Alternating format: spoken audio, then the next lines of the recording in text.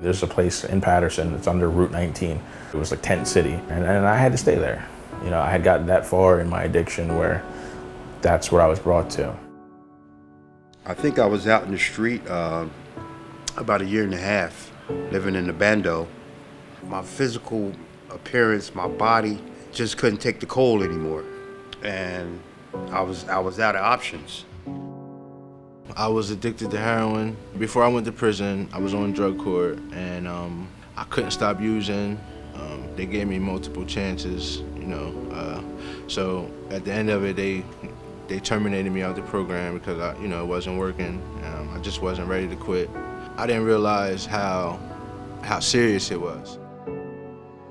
I've been living in Europe for a very long time, almost 30 years, and then I came back 2 years ago and I got robbed. And then I couldn't get a job, and then I couldn't get any resources, and everything changed. So, you can go to the shelter, man. You can take a nice hot shower, they give you clothes, you can eat. Okay. The first night was rough because the shelter has rules and regulations, and drinking in the shelter ain't one of them. I remember getting as much money as I could throughout the day to buy as much drugs as I could. Hopefully I wouldn't wake up in the morning, and I kept waking up. And I used to be so mad, I'm like, and I have to do this all over again. So I found myself pretty much alone. So I end up pretty much homeless. When they opened up that meeting and they asked, is anyone here for the first time? My son raised his hand and said, I'm here with my mother. She has a problem with alcohol and drugs, and can somebody please help her? And then he started to cry, and my journey actually started there. Something clicked in my head, and it's like, I can't keep doing the same things I've been doing, for years. The mission is an opportunity to change your life. That's what it was for me. That's what it is for thousands and thousands of people.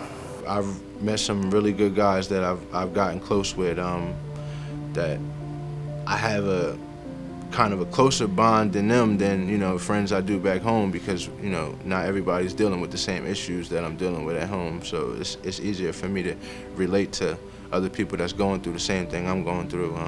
It's like a brotherhood, we're all united because we're fighting the same fight, and, we get strength from each other, so we're able to connect that way. Things started getting a lot easier when I found out I couldn't do any of this without God. My journey didn't really get started till I asked God to make me whole again. It's really an opportunity just to write your story over, or to start a new chapter in your story.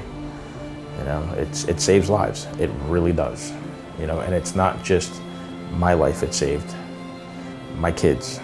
I feel a lot better today, though. Knowing that it's gonna be okay, and I'm not a bad person. I have a disease. It's not what you see on the outside that makes the mission. It's what's on the inside. And if you trust these people here at the Trinity Rescue Mission, they'll help you. I have the postcard that the mission sent me. It's on my toolbox, it stays there. It says I used to sleep under a bridge, and now I have an employee who's also in recovery. And it's a reminder, it's like to myself of, where I came from, because you can't forget where you came from. I think for me, it's a horrible situation being homeless, but at the same time, I'm grateful and thankful that I have a roof over my head. I'm grateful that I can take a shower, change my clothes. I'm grateful that I'm not outside in the elements and I'm not in danger being a woman. So I'm grateful for places like the Rescue Mission.